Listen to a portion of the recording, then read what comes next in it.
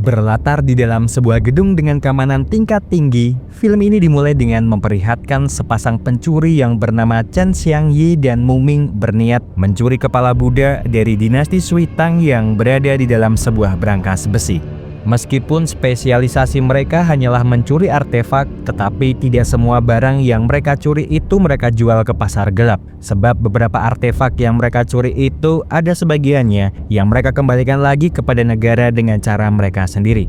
Masing-masing dari mereka mempunyai keahlian tersendiri. Xiangyi bertugas menjadi pemimpin kelompok sekaligus tukang pukul di organisasi bodhisatwa yang dia pimpin. Sementara itu Mu Ming bertugas membuka apapun jenis brankas penyimpanan dan tidak ada satupun brankas di dunia ini yang tidak bisa dia buka.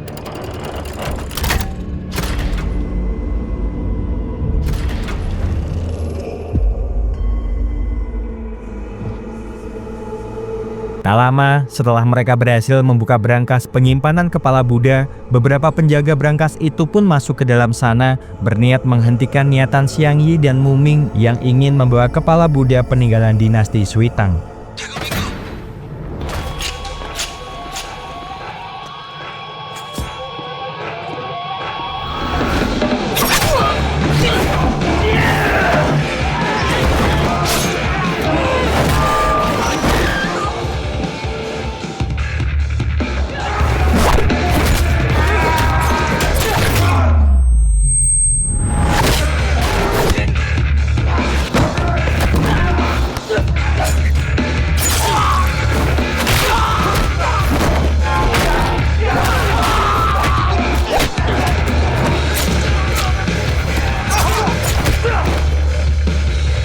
Dan inilah Never Atif.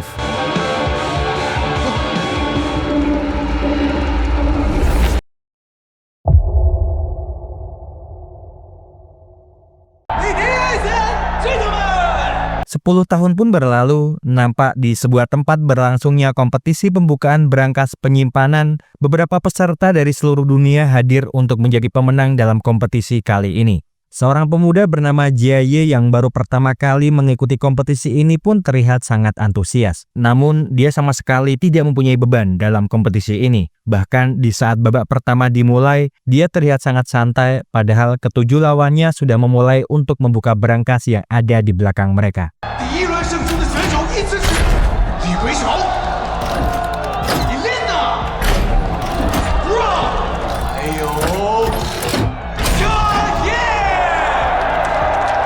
Tanpa disadari oleh semua orang yang ada di sana, kompetisi yang ilegal itu ternyata telah diawasi oleh beberapa polisi yang dipimpin oleh Kun agar mereka bisa menangkap buronan yang selama 10 tahun ini diburu oleh kepolisian Hong Kong, yang tak lain dan bukan adalah Xiangyi.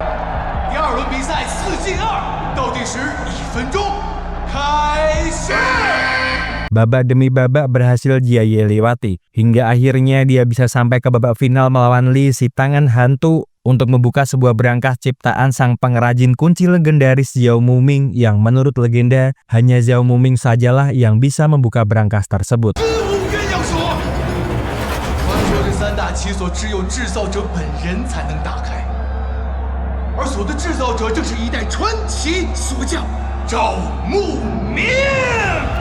Li terlihat sangat percaya diri dalam membuka brankas itu. Namun dalam waktu 5 menit yang diberikan kepadanya, Li tidak berhasil membuka brankas tersebut. Jia Ye pun maju, menggantikan Li untuk membuka brankas itu. Dan Xiangyi yang melihatnya dari atas dibuat penasaran oleh Jia Ye sebab dia memakai sebuah kalung yang dulu pernah diberikannya kepada Mu Ming. Bahkan kedatangan para polisi yang mencoba masuk ke dalam sana untuk menangkapnya belum mampu menggoyahkan hatinya demi bisa melihat Jia Ye membuka brankas ciptaan mantan rekanannya tersebut.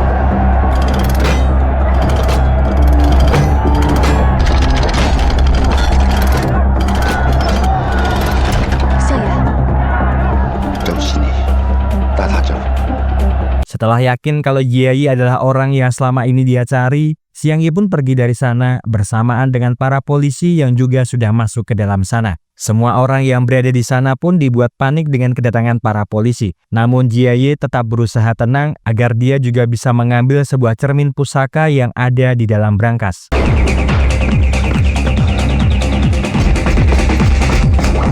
Jie berusaha berlari menjauh dari sana, dan dari belakang, Anma berusaha mengikuti kemana Jie pergi.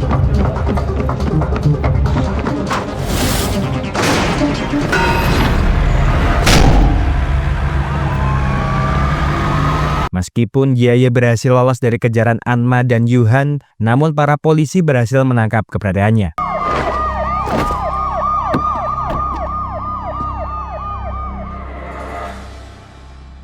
Kun lalu menginterogasi Jie, bertanya tentang apa yang dia lakukan di sana serta kenapa dia mencuri cermin pusaka. Jie pun mengatakan kalau tujuannya di sana hanyalah sebagai penyelidik di perusahaan asuransi tempatnya bekerja, sebab dirinya bertanggung jawab untuk menemukan barang yang hilang milik lainnya. Kun pun tidak percaya begitu saja ucapan Jie, sebab dia tahu kalau Jie merupakan anak kandung dari Zhao Muming dan pasti tujuannya di sana berhubungan dengan apa yang dulu pernah dilakukan oleh ayahnya. Akan tetapi, setelah dia diberitahu oleh anak buahnya kalau Jie memang bekerja di perusahaan asuransi dan perusahaan tempat Jie bekerja telah menjamin dirinya, Kun pun terpaksa membebaskan Jie dari kantor kepolisian. 把手伸出来吧。老板人到了。不好意思，失陪一下。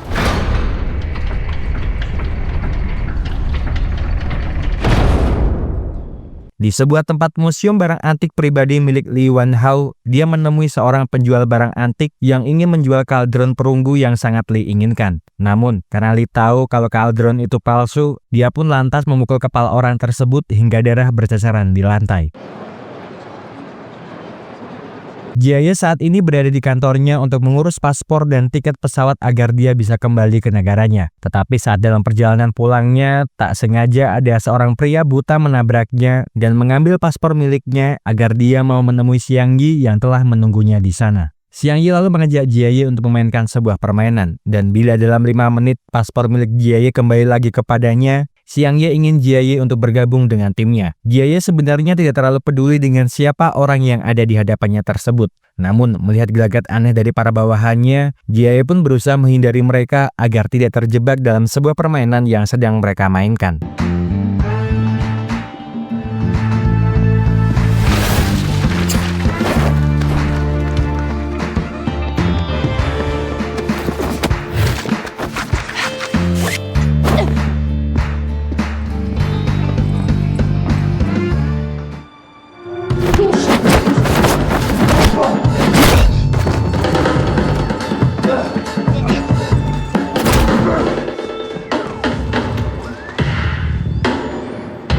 Jie pun naik taksi agar dia bisa segera menuju ke bandara. Namun yang tak diduga, ternyata yang mengemudikan taksi tersebut adalah Xiang Yi yang lalu mengatakan kalau dirinya adalah rekanan ayahnya selama bertahun-tahun dan plat Buddha yang ada di kalungnya tersebut merupakan pemberian darinya untuk ayahnya.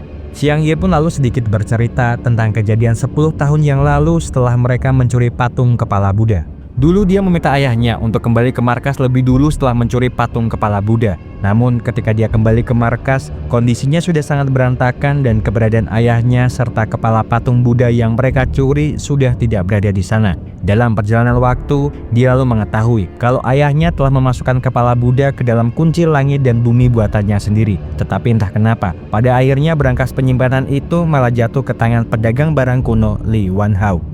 Sudah bertahun-tahun lamanya, Li Wanhao terus-menerus memikirkan cara untuk membuka kunci langit dan bumi, tetapi dia tidak pernah berhasil. Dan tentu saja, tujuan Xiang Yi mengajak Jie untuk bergabung dengan timnya, tentu saja agar dia bisa membuka brankas milik ayahnya tersebut. Jie pun langsung menolak permintaan Xiang Yi, sebab selama 10 tahun belakangan ini dia sangat menderita akibat perbuatan ayahnya yang ternyata menjadi buronan kepolisian Hong Kong. Dia dikucilkan dan selalu digosipkan oleh semua orang hingga akhirnya memutuskan untuk pergi menetap ke luar negeri. Xiang Yi pun berusaha meyakinkan Jie lagi kalau apa yang mereka lakukan ini sama seperti apa yang dilakukan oleh dirinya, yaitu mengembalikan artefak ke tempat seharusnya. Apalagi Xiang Yi yakin kalau hanya Jie sajalah satu-satunya orang di dunia ini yang bisa membuka brankas buatan ayahnya, dan mungkin setelah mereka bisa mendapatkan patung kepala Buddha, petunjuk tentang keberadaan ayahnya bisa ditemukan. Setelah memikirkan matang-matang, akhirnya Jie menyetujui permintaan Xiang Yi untuk bergabung. Dia lalu bertemu dengan keempat orang lainnya yang juga menjadi bagian dari tim ini. Di antaranya adalah Yuhan, sang ahli bela diri dalam tim, Shenzhou, sang ahli komputer, Dashi, sang ahli dalam penyamaran, dan Anma, seorang wanita yang semenjak kecil telah diadopsi oleh Xiang Yi untuk menjadi pencuri yang hebat. Xiang Yi lalu mengajak mereka untuk berkumpul, membahas sebuah rencana untuk membuka sebuah brankas bunga plum yang dibuat oleh ayah Jia Yi, yang saat ini berada di museum pribadi milik Tony. Mereka harus membuka brankas itu, sebab brankas tersebut ada kaitannya dengan langkah mereka selanjutnya untuk membuka brankas langit dan bumi. Setelah langkah pertama mereka dalam membuka kunci Yiwu Yuanyang dalam kompetisi yang diadakan oleh Xiang Yi. Xiang Yi telah menyiapkan semua persiapan untuk rencana mereka ini, agar mereka bisa masuk ke dalam ruangan penyimpanan museum tanpa dicurigai. Dimulai dengan Dashi yang menyamar sebagai pembeli dari Jepang, dan di sana nantinya dia akan ditemani oleh Yuhan dan Anma yang juga akan menyamar sebagai pengawal pribadinya. Nantinya setelah mereka bisa masuk ke dalam sana, Dashi akan menyebarkan remahan telur ngengat di dalam ruangan tersebut agar para pembersih hama yang dipimpin oleh Xiang Yi dan Zhenzu bisa masuk ke dalam sana demi bisa mengakses jaringan internal di dalam museum. Setelah hal itu berhasil, Yuhan, Anma, dan Jia Yi segera menuju ke ruangan penyimpanan, di mana tempat keberadaan brankas, dan sisanya hanyalah menunggu waktu demi keberhasilan rencana mereka. Akan tetapi yang tidak mereka duga itu adalah keberadaan Kun, yang juga berada di museum milik Tony, yang bahkan meminta timnya untuk memeriksa sebuah perusahaan pembasmi hama yang bernama Richard yang saat ini berada di museum milik Tony. Apalagi situasi semakin memanas setelah beberapa penjaga museum memergoki keberadaan Yuhan di atas gedung.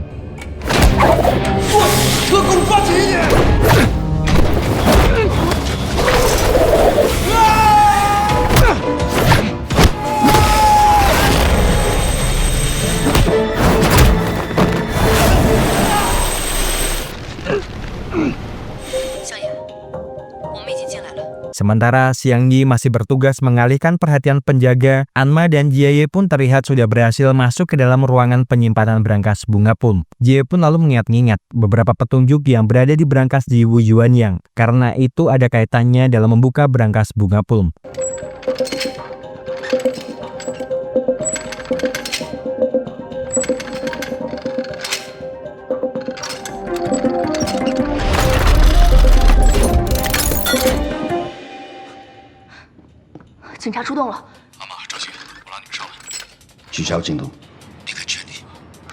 Meskipun dalam keadaan genting sebab Kun menyadari adanya keanehan di sana, Jia Yi masih bersikeras untuk membuka brankas tersebut walaupun Xiang Yi telah memintanya untuk segera meninggalkan ruangan tersebut.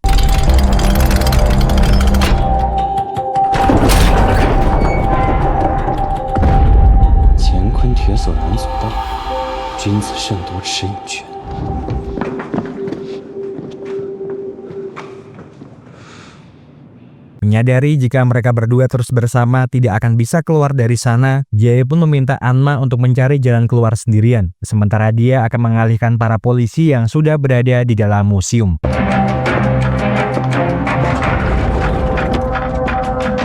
Anma memang berhasil keluar dari dalam museum, tetapi Jia Yi terlihat masih berusaha untuk keluar dari dalam sana. Xiang Yi yang menyadari kalau Jia Yi sangat kesulitan untuk keluar dari dalam ruangan pameran, dia pun lalu memberikan sebuah rencana agar dia bisa keluar dari sana dengan selamat, yaitu dengan cara membiarkan dia tertangkap oleh para polisi yang mengejarnya, namun dia harus mengambil sebuah barang berharga di sana yang kemudian memasukkannya ke dalam kantong polisi yang menangkapnya, agar perhatian mereka teralihkan akibat pencurian yang tidak sengaja dilakukan oleh para polisi. Dan nantinya dia akan dijemput oleh dirinya, Yuhan dan Dashi yang menyamar menjadi petugas kepolisian. 好了，你们要装到什么时候？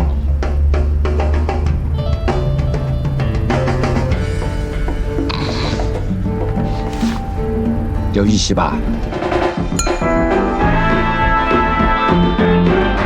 Setelahnya, para anggota tim pun merayakan keberhasilan mereka di markas. Namun setelah mendengar berita di televisi kalau ada mahkota topi sutra emas yang juga hilang di dalam museum Tony, membuat Jia Yi marah sebab perjanjian awal mereka adalah tidak mencuri barang apapun di dalam sana. Mereka sempat berdebat, saling menyalahkan, namun segera diredakan oleh Xiang Yi yang tak ingin mereka terpecah belah sebagai kesatuan tim.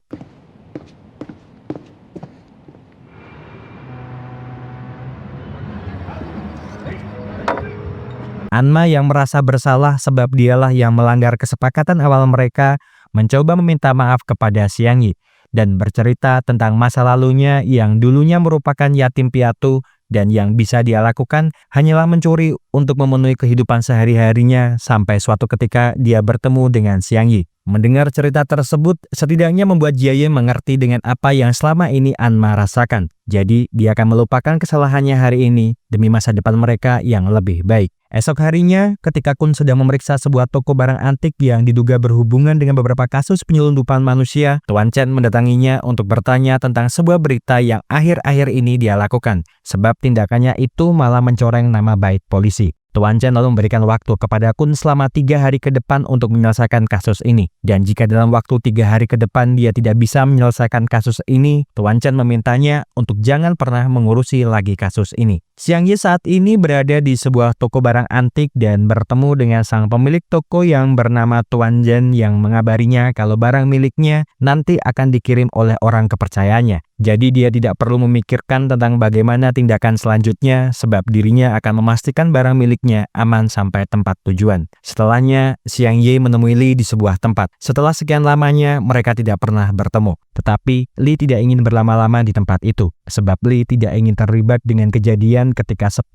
tahun yang lalu yang dimana dia tahu semua dengan kejadian waktu itu. Li lalu pergi dari sana. Namun ternyata Daisy yang menyamar sebagai salah satu pekerja di sana telah memasangkan GPS di mobil Li dan tujuannya tentu saja agar dia mengetahui tentang di mana Li tinggal serta menyembunyikan berangkas yang berisikan patung kepala Buddha. Segera setelahnya, Sensu mencoba untuk melacak keberadaan Li melalui alat yang telah dipasang oleh Daisy. Namun karena Li telah memasang perangkat canggih di jaringan miliknya, membuat Zhenzu tidak bisa menembus jaringan keamanan di sana, sehingga memaksa mereka untuk menjalankan rencana B dengan langsung masuk ke dalam gedung Li. Plan B， 把事珍珠潜入监控室，送其他人分成2组去找他，压他。 Zhenzu dan Daisy berhasil mengambil alih ruangan CCTV pengawas, sementara Anma dan Jie saat ini sedang menuju ke ruangan berangkas bersama dengan asisten Li Wanhao.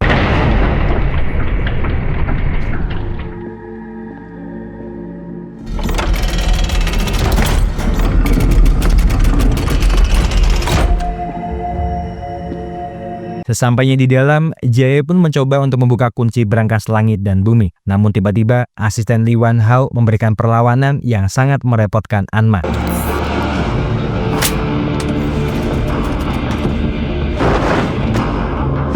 少姐，别帮我！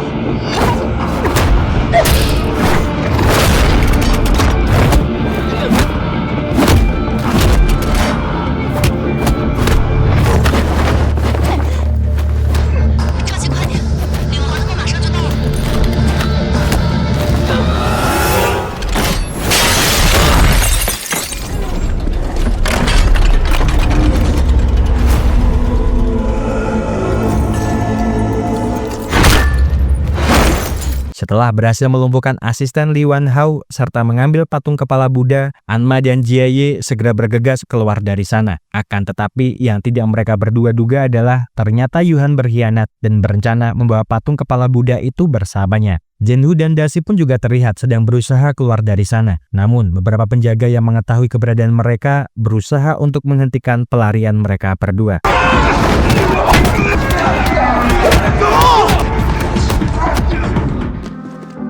Foto 到手了。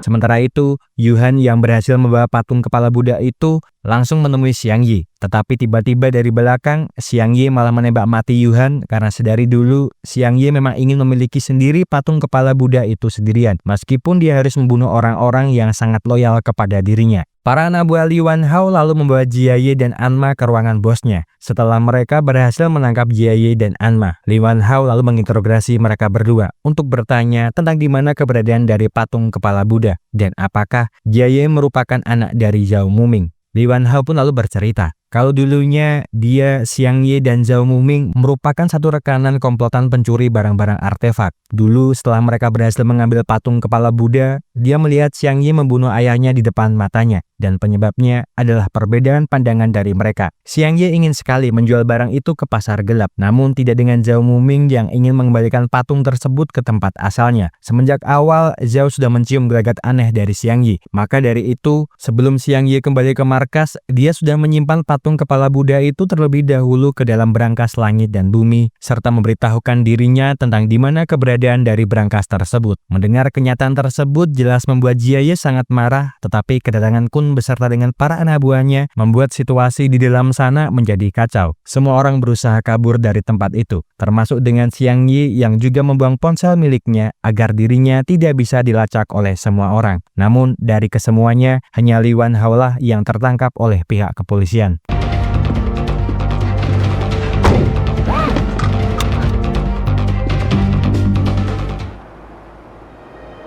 Ketika Anma, Zhenju, dan Jie berada di suatu tempat, sebuah mobil datang mendekati mereka. Anma dan Zhenju sangat panik, sebab orang yang mendatangi mereka adalah Kapten Kun. Jie pun lalu mencoba untuk menenangkan mereka berdua, sebab sebelum peristiwa ini, dia telah bekerja sama dengan Kapten Kun demi bisa menangkap Xiang Yi beserta dengan patung kepala Buddha. Anma dan Zhenju sebenarnya agak sedikit marah kepada Jie karena mengira kalau Jie selama ini berkhianat kepadanya. Tetapi setelah mendengar penjelasan Kapten Kun, mereka berdua pun mengerti dengan apa yang Jie inginkan. Kapten Kun meminta maaf kepada mereka bertiga karena dia tidak bisa menangkap Xiang Yi dan pihak kepolisian tidak bisa menemukan sidik jari ataupun bukti kejahatan Chen Xiang di markasnya. Mendengar hal tersebut, Zhenju pun mencoba melacak di mana ponsel milik Xiang Yi berada.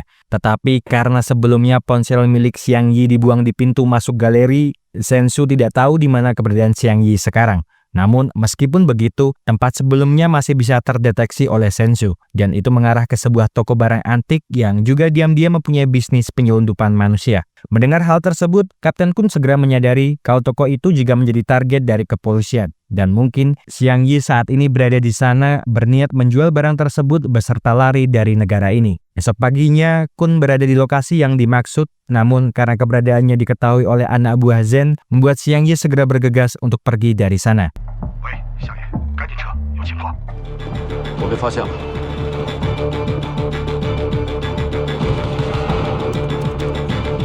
Xiang Yi pun berusaha kabur dari sana. Namun Sensu yang mengetahui di mana posisi Xiang Yi melalui CCTV segera memberitahu posisi Xiang Yi kepada Anma dan Jie. Tetapi ketika mereka berdua berniat menangkap Xiang Yi, anak buah Xiang Yi telah berada di sana menghentikan Anma dan Jie yang ingin membawa Xiang Yi pergi dari sana. 金钱是最可靠的。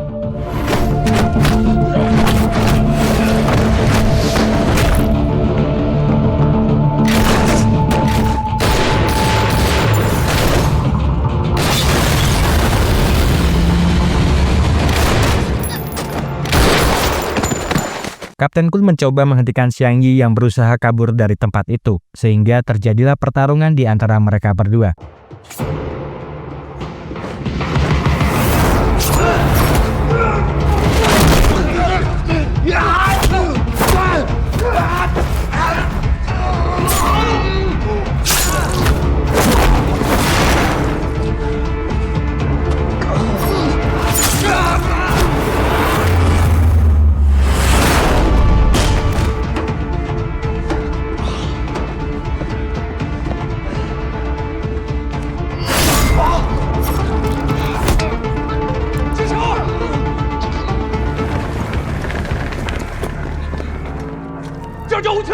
Xiang Yi berhasil kabur, namun belum juga dia bisa menjauh, tiba-tiba Jie telah berada di sana berniat membalaskan dendam kematian ayahnya beserta membawa patung kepala Buddha itu bersama dirinya.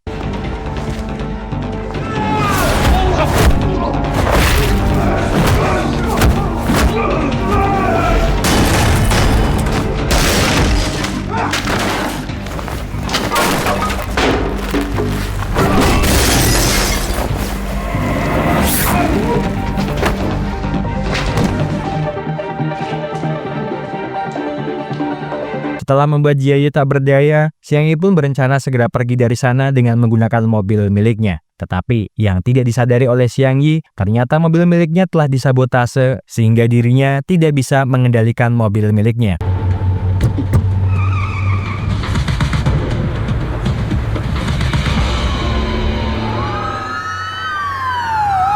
Para polisi pun segera mengepung mobil yang dinaiki oleh Xiang Yi, dan Jie pun muncul yang kemudian mengatakan kalau dia adalah pemenangnya. Sebelum semua ini, Jie telah mengganti mobil milik Xiang Yi sehingga tanpa dia sadari, Xiang Yi telah membawa mobil yang salah.